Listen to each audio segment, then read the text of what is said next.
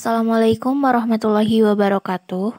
Perkenalkan, kami dari kelompok 4 akan mempresentasikan materi mengenai konstitusi.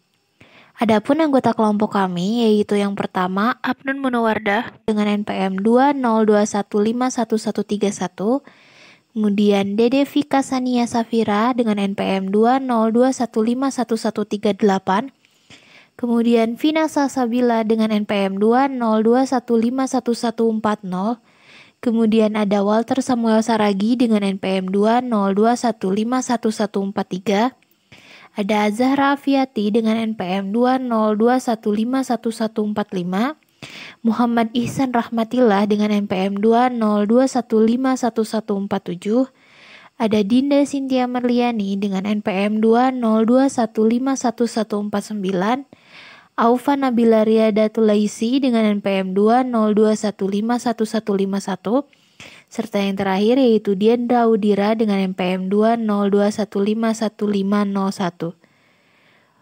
Untuk pembahasan materi, dipersilahkan kepada pemateri untuk menyampaikan materinya masing-masing. Saya akan menjelaskan tentang hakikat konstitusi. Istilah konstitusi telah dikenal sejak zaman Yunani kuno. Konstitusi pada masa itu memiliki pengertian sangat luas. Konstitusi mencakup segala hal mengenai kekuasaan dan penyelenggaraan negara.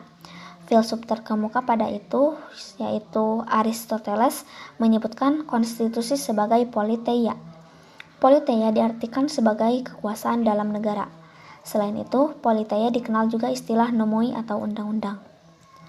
Politeia memiliki kedudukan lebih tinggi dari nomoi atau undang-undang biasa. Politeia memiliki kedudukan lebih tinggi karena politeia mempunyai kekuasaan membentuk, sedangkan nomoi merupakan produk atau peraturan yang dibentuk.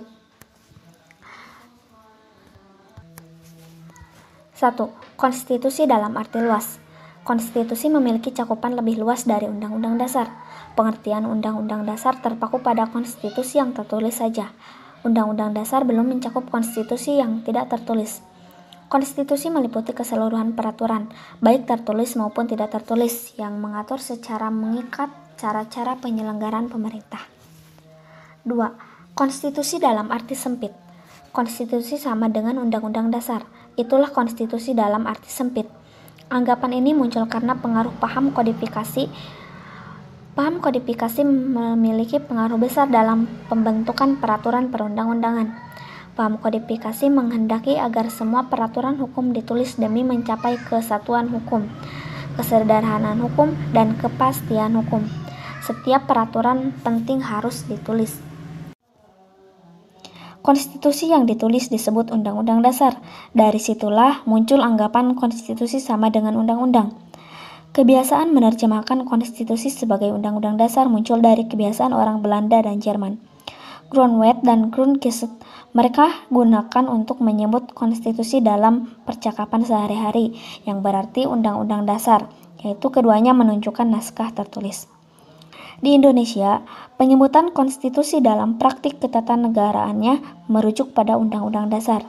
Buktinya, Indonesia menyebut Undang-Undang Dasar Republik Indonesia Serikat dengan sebutan Konstitusi RIS.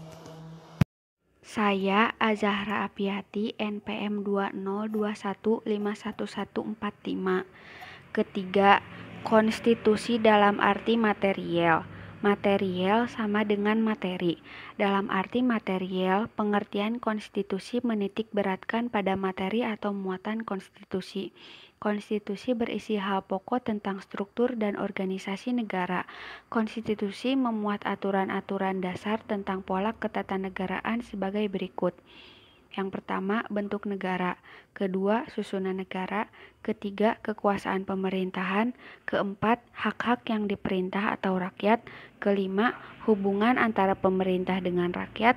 Dan yang terakhir, cara pembentukan badan-badan pemerintahan. Contoh materi, pasal 1, Ayat 1 Undang-Undang Dasar Negara Republik Indonesia tahun 1945. Negara Indonesia ialah negara kesatuan yang berbentuk republik. Ayat tersebut menunjukkan bentuk negara Indonesia yaitu negara kesatuan. Negara kesatuan adalah negara bersusun tunggal. Tidak ada negara dalam negara dan tidak ada undang-undang dasar di daerah. Keempat, konstitusi dalam arti formil. Konstitusi dalam arti formil merupakan hukum dasar yang difokuskan pada prosedur pembentukannya. Sebuah konstitusi pembentukannya harus istimewa dibanding pembentukan peraturan perundang-undangan lainnya. Pembentukannya harus dilakukan oleh lembaga pemerintahan yang sah dengan tata cara tertentu. Begitu juga dengan perubahannya. Harus ada tata cara untuk mengubah konstitusi yang bersangkutan. Contoh dalam Undang-Undang Dasar Negara Republik Indonesia tahun 1945, prosedur perubahan diatur pada pasal 37 ayat 1, ayat 2, ayat 3, ayat 4, dan ayat 5. Kelima, konstitusi dalam pandangan ahli. Pengertian konstitusi ini dirumuskan oleh banyak ahli. Berikut pengertian konstitusi menurut para ahli hukum tata negara. Yang pertama menurut Lassalle, filsuf dari Jerman. Konstitusi merupakan hubungan antara kekuasaan dalam masyarakat. Wujud kesatuan dalam masyarakat adalah golongan yang mempunyai kedudukan nyata dalam masyarakat seperti kepala negara dan partai politik. Menurut Sri Sumantri, ahli hukum dari Indonesia, konstitusi berarti suatu naskah yang memuat suatu bangunan negara dan sendi-sendi sistem pemerintahan negara. Ketiga, menurut Hermann Heller, ahli hukum dari Jerman. Hermann Heller membagi konstitusi dalam 3 pengertian. Pertama, konstitusi mencerminkan kehidupan politik dalam masyarakat sebagai suatu kenyataan dan ia belum merupakan konstitusi dalam arti hukum. Kedua, konstitusi dalam arti hukum yaitu setelah orang mencari unsur-unsur hukum dari konstitusi yang hidup dalam masyarakat, kemudian dijadikan sebagai suatu kesatuan kaidah, barulah konstitusi itu disebut konstitusi dalam arti hukum. Ketiga, konstitusi sebagai peraturan hukum tertulis, yaitu setelah orang mulai menulis dalam suatu naskah sebagai undang-undang tertinggi yang berlaku dalam suatu negara. Kemudian menurut K.C. Were mengartikan konstitusi sebagai keseluruhan sistem ketatanegaraan suatu negara. Di dalamnya berupa kumpulan peraturan yang membentuk, mengatur, atau memerintah dalam pemerintahan suatu negara. Perkenalkan, saya Dinda Cynthia Marliani. Di sini saya akan melanjutkan materi mengenai konstitusi dalam pandangan ahli. Yang selanjutnya yaitu Carl Smith. Dalam bukunya, Carl Smith membagi konstitusi ke dalam 4 pengertian. Yang pertama, konstitusi dalam arti absolut. Konstitusi dalam arti absolut dijabarkan dalam 4 penjelasan. Yang pertama, konstitusi dianggap sebagai kesatuan organisasi nyata yang mencakup semua bangunan hukum dan semua organisasi yang ada di dalam negara. Yang kedua, konstitusi sebagai bentuk negara dan yang dimaksud dengan bentuk negara adalah negara dalam arti keseluruhan. Bentuk negara itu bisa demokrasi atau monarki. Yang ketiga, konstitusi merupakan faktor integrasi. Faktor integrasi ini sifatnya bisa abstrak dan fungsional. Yang keempat, konstitusi merupakan sistem tertutup dari norma-norma hukum yang tertinggi di dalam negara. Jadi, konstitusi merupakan norma dasar yang merupakan sumber dari norma-norma lainnya yang berlaku di dalam negara. Yang kedua, konstitusi dalam arti relatif. Konstitusi dalam arti relatif adalah konstitusi yang dihubungkan dengan kepentingan golongan tertentu dalam masyarakat. Golongan yang dimaksud adalah golongan bourgeois liberal. Mereka menghendaki adanya jaminan dari pihak penguasa agar hak-haknya tidak dilanggar. Konstitusi dalam arti relatif dibagi dalam 2 subpengertian. Yang pertama, konstitusi sebagai tuntutan dari golongan bourgeois liberal agar hak-haknya dijamin tidak dilanggar oleh penguasa. Dan yang kedua, konstitusi dalam arti formal atau konstitusi tertulis. Yang ketiga, konstitusi dalam arti positif. Konstitusi dalam arti positif merupakan keputusan politik tertinggi. Keputusan tersebut berhubungan dengan sifat dan bentuk suatu kesatuan politik yang disepakati suatu negara. Konstitusi dalam arti positif oleh Carl Smith dihubungkan dengan ajaran mengenai keputusan atau decisionismus. Menurut Carl Smith, konstitusi dalam arti positif mengandung pengertian keputusan positif yang tertinggi berhubungan dengan pembuatan Undang-Undang Dasar di Weimar, Jerman pada tahun 1919. Konstitusi tersebut mampu mengubah tatanan kehidupan kenegaraan. Pembuatan Undang-Undang Dasar tersebut menentukan nasib rakyat seluruh Jerman. Oleh karena terjadi perubahan struktur pemerintahan yang lama dari stelsel monarki atau kekuasaan di tangan kerajaan di mana raja memegang peranan kuat menjadi pemerintahan dengan sistem parlementer. Serta yang terakhir yaitu yang keempat, konstitusi dalam arti ideal. Disebut ideal karena konstitusi tersebut merupakan idaman atau cita-cita dari kaum borjuis liberal.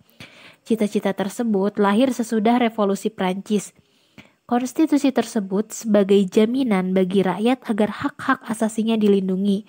Cita-cita tersebut menjadi tuntutan dari golongan atau kaum borjuis liberal agar pihak penguasa tidak berbuat sewenang-wenang terhadap rakyat. Dengan demikian, dapat disimpulkan bahwa konstitusi memiliki makna sangat luas. Meskipun beberapa negara mengidentikan konstitusi dengan undang-undang dasar, umumnya negara-negara di dunia memiliki sebuah konstitusi. Biarpun bukan syarat mutlak berdirinya suatu negara, konstitusi memegang peranan penting dalam mewujudkan keberaturan dalam penyelenggaraan negara. Contohnya seperti negara Inggris, di mana negara ini tidak memiliki konstitusi dalam arti tertulis. Inggris merupakan negara yang tidak memiliki konstitusi secara tertulis. Konstitusi negara Inggris berupa konvensi atau aturan yang tidak tertulis, di mana konstitusi Inggris adalah hasil perkembangan konvensi yang berlangsung lambat dan bukan produk penemuan yang disengaja. Konstitusi Inggris dihasilkan dari sebuah teori seperti konstitusi lainnya, walaupun perkembangannya bukan hasil sebuah teori. Konstitusi Inggris telah menjadi titik tolak pemikiran politik yang meliputi tugas penguasa untuk bertindak atas saran menterinya. Ada juga konstitusi tertua di dunia yang saat ini masih dipakai oleh pendukungnya. Negara San Marino. Negara San Marino adalah salah satu negara terkecil di Eropa, dengan luas wilayah 61 km persegi. Republik San Marino merupakan negara terkecil kelima di dunia dan dikelilingi oleh Italia. Tepatnya, di sebelah utara berbatasan dengan Provinsi Rimini daerah Emilia-Romagna dan di sebelah selatan Provinsi Pesaro dan Urbino, daerah Marche. San Marino adalah negara republik konstitusional tertua di dunia. Konstitusi San Marino diberlakukan pada 1600 dan merupakan konstitusi tertua di dunia yang masih berlaku. B. Nilai, tujuan, dan fungsi konstitusi. Yang pertama, nilai-nilai dalam konstitusi. Konstitusi memiliki sebuah nilai. Nilai sendiri diartikan sebagai harga atau taksiran. A. Nilai normatif. Suatu konstitusi memiliki nilai normatifnya jika resmi diterima oleh suatu bangsa. Konstitusi itu tidak hanya berlaku dalam arti hukum, tetapi juga berlaku efektif dalam masyarakat. Artinya, konstitusi tersebut dilaksanakan oleh masyarakat pendukungnya secara murni dan konsekuen. B. Nilai nominal. Konstitusi memuat nilai nominal jika menurut hukum berlaku tetapi tidak sempurna. Pasal-pasal tertentu tidak berlaku atau tidak seluruh pasal-pasal yang terdapat Undang-Undang Dasar itu berlaku bagi seluruh rakyat Indonesia. C. Nilai semantik. Hanya untuk kepentingan penguasa saja. Konstitusi digunakan untuk memobilisasi kekuasaan. Konstitusi dijadikan alat melaksanakan kekuasaan politik. Yang kedua, tujuan konstitusi. Konstitusi membatasi kekuasaan penguasa. Dengan demikian tidak akan terjadi kesewenang-wenangan. Pembatasan kekuasaan mampu menghambat tumbuhnya rezim otoriter. Dalam Undang-Undang Negara Republik Indonesia tahun 1945, pembatasan kekuasaan terdapat pada pasal 7. B. Konstitusi melindungi hak asasi manusia. Konstitusi menjamin terlaksananya kewajiban dan menjamin terpenuhinya hak. Dalam Undang-Undang Dasar Negara Republik Indonesia tahun 1945 dicontohkan dalam pasal 29 ayat 2 tentang jaminan beragama. C. Konstitusi digunakan sebagai pedoman penyelenggaraan negara. Tanpa berpegang pada ketentuan dalam konstitusi, penyelenggaraan negara tidak akan berjalan sebagaimana mestinya. Pelanggaran hak dan pengingkaran kewajiban terjadi sehingga merapuhkan sendi-sendi negara. 3. Fungsi konstitusi. Tujuan dibuatnya konstitusi yaitu melahirkan fungsi konstitusi. Secara garis besar, konstitusi memiliki dua fungsi utama. Pertama, konstitusi berfungsi menentukan dan membatasi kekuasaan penguasa negara. Mekanismenya dilakukan melalui pembagian kekuasaan. Kedua, menjamin hak-hak asasi manusia melalui aturan tentang hak asasi. Konstitusi memuat ketentuan agar penguasa negara melindungi hak-hak asasi manusia warga negara. Jimli Asidiki, pakar hukum tata negara, mengemukakan 8 fungsi konstitusi, yaitu 1. Penentu atau pembatas kekuasaan. 2. Pengatur kekuasaan antar organ negara. 3. Pengatur hubungan kekuasaan antar organ negara dengan warga negara. 4. Pemberi atau sumber legitimasi terhadap kekuasaan negara atau kegiatan penyelenggaraan kekuasaan negara. 5. Penyalur atau pengalih kewenangan dari sumber kekuasaan yang sah kepada organ negara. 6. Simbolis, yaitu sebagai sarana pemersatu, symbol of unity, rujukan identitas dan keagungan kebangsaan. 7. Sarana pengendalian masyarakat atau social control, baik dalam arti sempit atau bidang politik maupun dalam arti luas mencakup bidang sosial ekonomi. 8. Sarana rekayasa dan pembaruan masyarakat. Undang-Undang Dasar memiliki fungsi yang khas bagi negara yang menganut asas demokrasi konstitusional. Undang-Undang Dasar berfungsi membatasi dan membagi kekuasaan. Secara vertikal atau teritorial, Undang-Undang Dasar membagi kekuasaan secara pemerintah pusat dan pemerintah daerah serta kekuasaan antar pemerintah federal dan negara bagian. Secara horizontal atau fungsional, Undang-Undang Dasar membagi kekuasaan menjadi kekuasaan eksekutif, legislatif, dan yudikatif. Undang-Undang Dasar juga berfungsi membatasi kekuasaan. Dengan demikian, penyelenggaraan tidak mengarah pada kesewenang-wenangan. Melalui fungsi tersebut, hak-hak warga negara terlindungi. Secara garis besar, Undang-Undang Dasar memuat ketentuan mengenai hal-hal berikut. A. Organisasi negara. Konstitusi memuat ketentuan tentang pembagian kekuasaan antar negara, badan legislatif, eksekutif, dan yudikatif. Dalam negara federal, konstitusi memuat pembagian kekuasaan antara pemerintah federal dan pemerintah negara bagian, serta memuat penyelesaian masalah yurisdiksi oleh salah satu badan pemerintah. B. Hak-hak asasi manusia. Hak-hak asasi manusia yang diatur dalam konstitusi, misalnya hak hidup, hak beragama, hak pendidikan, hak jaminan penghidupan yang layak, dan hak memperoleh hukum. C. Proses mengubah Undang-Undang Dasar. Konstitusi memuat cara mengubah Undang-Undang Dasar, misalnya proses perubahan undang-undang dengan cara referendum atau mengacu pada ketentuan dalam konstitusi itu sendiri. Oleh karena tingkatannya lebih tinggi dari pengaturan lainnya, cara perubahan konstitusi tidak mudah. Tujuannya untuk meminimalisasi perubahan yang tidak diperlukan. D. Larangan mengubah sifat tertentu dari Undang-Undang Dasar. Larangan mengubah sifat tertentu memiliki tujuan, yaitu menghindari perpecahan dalam negara. Misalnya, larangan mengubah susunan negara kesatuan atau serikat. Dalam Undang-Undang Dasar Negara Republik Indonesia tahun 1945, salah satu yang tidak dapat diubah adalah pembukaan Undang-Undang Dasar Negara Republik Indonesia tahun 1945. E. Memuat cita-cita rakyat dan asas ideologi negara. Dalam Undang-Undang Dasar Negara Republik Indonesia tahun 1945, cita-cita dan ideologi negara Indonesia termuat dalam pembukaan Undang-Undang Dasar Negara Republik Indonesia tahun 1945 alinea ketiga dan keempat.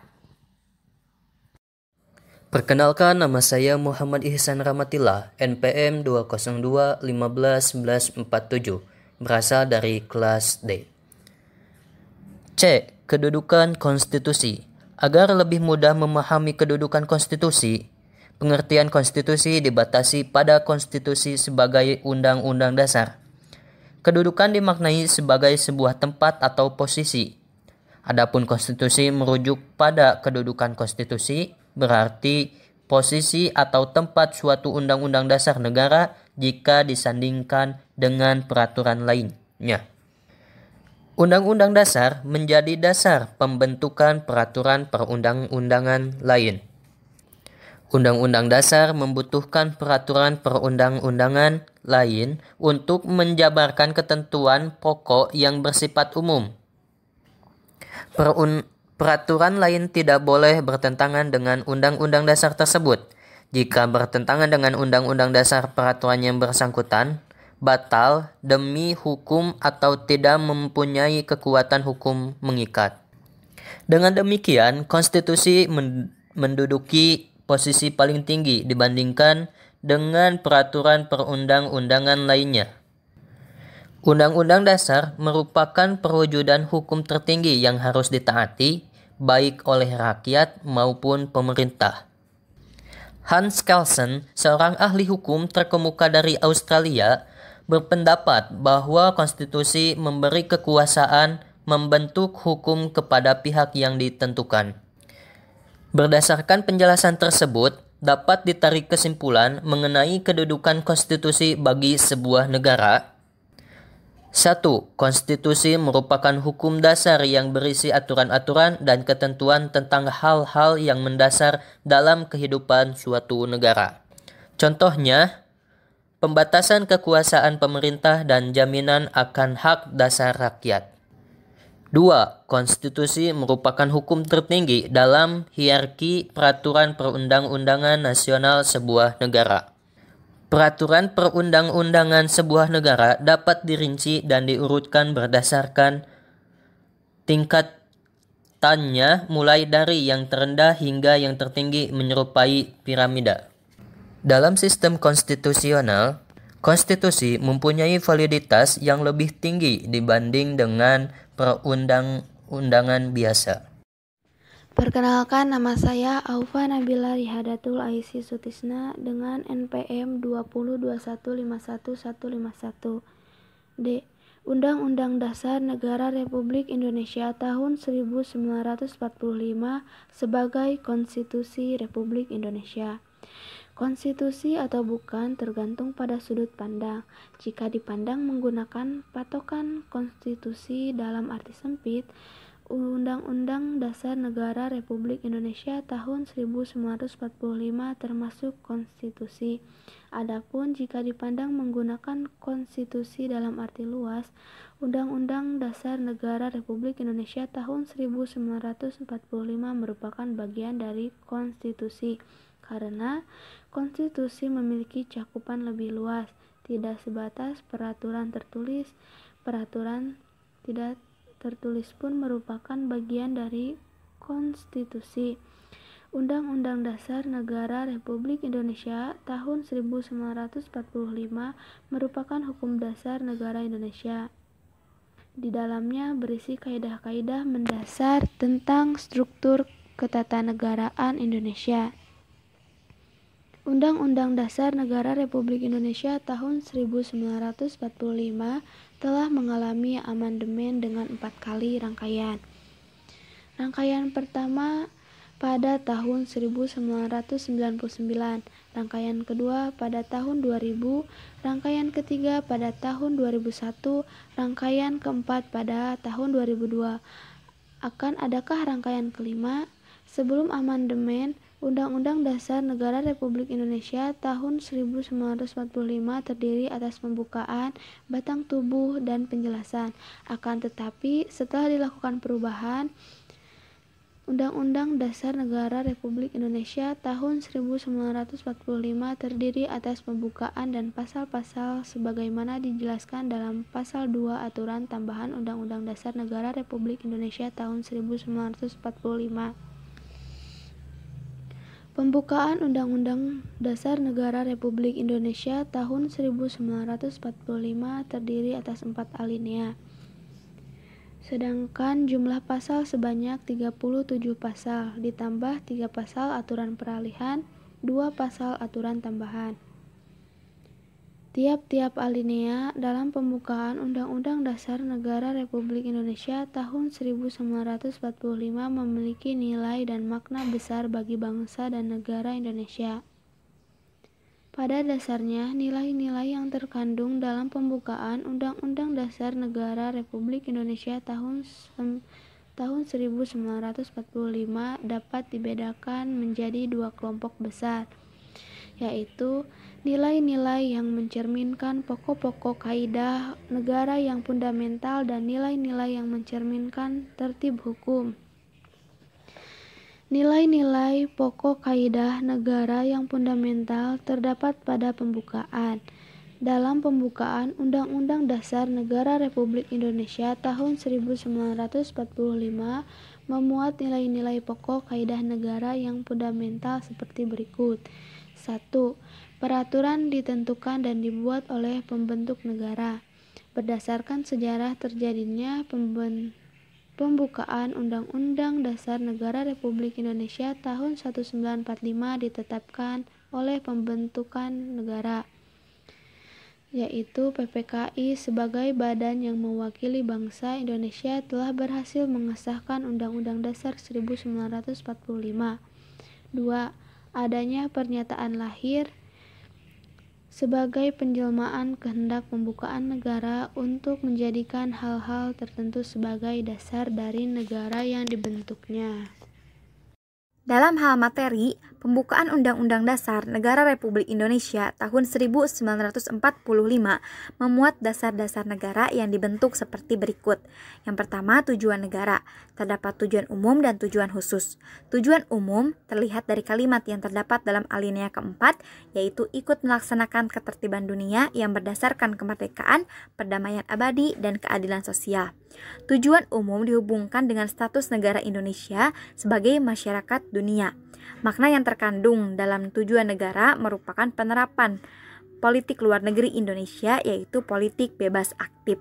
Politik luar negeri adalah strategi yang digunakan oleh suatu negara untuk menjalin hubungan dengan negara-negara lain.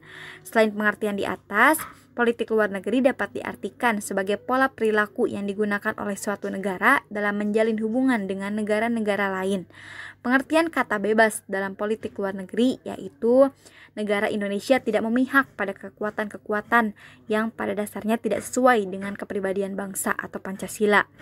Aktif mempunyai pengertian bahwa untuk menjalankan kebijakan luar negerinya, Indonesia tidak bersifat pasif reaktif atas kejadian-kejadian internasional, tetapi negara bersifat aktif. Adapun tujuan khusus negara Indonesia terlihat dari kalimat yang terdapat dalam alinea keempat, yaitu melindungi segenap bangsa Indonesia dan seluruh tumpah darah Indonesia, dan untuk memajukan kesejahteraan umum, mencerdaskan kehidupan bangsa, dan serta mewujudkan suatu keadilan sosial bagi seluruh rakyat Indonesia. Tujuan ini bersifat khusus karena dihubungkan dengan status Indonesia sebagai negara yang ingin memakmurkan dan menyejahterakan rakyatnya. Yang kedua, asas kerohanian negara. Asas kerohanian negara merupakan suatu dasar dari keseluruhan peraturan hukum yang merupakan sumber dari segala sumber hukum. Hal ini terpenuhi oleh adanya dasar filsafat negara. Pancasila sebagaimana tercantum dalam alinea keempat pembukaan Undang-Undang Dasar Negara Republik Indonesia tahun 1945. Asas kerohanian yang terdapat dalam pembukaan Undang-Undang Dasar Negara Republik Indonesia tahun 1945 adalah ketuhanan yang Maha Esa, kemanusiaan yang adil dan beradab, persatuan Indonesia, kerakyatan yang dipimpin oleh hikmat kebijaksanaan dalam permusyawaratan perwakilan, dan keadilan sosial bagi seluruh rakyat Indonesia. Perkenalkan, nama saya Walter Samuel Saragi, MPM 2021511143. Yang ketiga adalah asas politik negara. Asas politik negara merupakan dasar penyelenggaraan negara. Asas politik negara Indonesia ditegaskan dalam pembukaan Undang-Undang Dasar Negara Republik Indonesia tahun 1945, alinea keempat, yang berbunyi, maka disusunlah kemerdekaan kebangsaan Indonesia dalam suatu Undang-Undang Dasar Negara Indonesia yang berdaulat rakyat dengan berdasarkan bunyi alinea keempat pembukaan Undang-Undang Dasar Negara Republik Indonesia tahun 1945 terdapat 3 asas politik negara Indonesia. A. Hukum dasar atau Undang-Undang Dasar, yaitu peraturan yang sangat penting keberadaannya dalam praktik penyelenggaraan pemerintah Indonesia.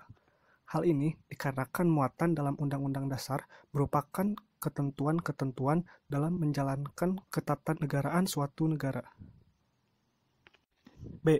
Bentuk pemerintah Republik Indonesia, yaitu bentuk pemerintahan dengan kepala negara dan pemerintahannya bisa dijabat oleh masyarakat sipil yang sudah mempunyai hak dan kewajiban yang ditentukan oleh hukum. Hal ini berbeda dengan bentuk pemerintahan monarki. Pemerintahan monarki tidak menerima kesempatan kepada masyarakat sipil untuk menjadi kepala negara, karena kepala negara dijabat berdasarkan garis keturunan. Kepala negara dalam sistem monarki biasanya disebut raja atau ratu, sedangkan dalam pemerintahan republik, kepala negara disebut presiden. C. Negara yang berdaulat rakyat, berarti bahwa negara Indonesia bukan negara yang dipimpin oleh seorang monark atau juga kelompok kepentingan. Akan tetapi, negara dipimpin oleh rakyat yang mempunyai otoritas tertinggi. Walaupun rakyat yang mempunyai otoritas tertinggi, pelaksanaan penyelenggaraannya diserahkan kepada organ-organ negara, seperti eksekutif, legislatif, dan yudikatif. Sebagai pokok kaidah negara fundamental, pembukaan Undang-Undang Dasar Negara Republik Indonesia tahun 1945 dimuat tentukan tentang ditetapkannya sebuah Undang-Undang Dasar Negara Indonesia sebagai hukum konstitusi bagi penyelenggaraan pemerintah negara Indonesia. Hal ini dinyatakan dalam alinea keempat pembukaan Undang-Undang Dasar Negara Republik Indonesia tahun 1945 yang berbunyi, kemudian daripada itu, untuk membentuk suatu pemerintahan negara Indonesia, maka disusunlah kemerdekaan kebangsaan Indonesia itu dalam suatu Undang-Undang Dasar Negara Indonesia yang terbentuk dalam suatu susunan negara Republik Indonesia. Sekian materi dari kelompok kami. Terima kasih atas perhatiannya. Wassalamualaikum warahmatullahi wabarakatuh.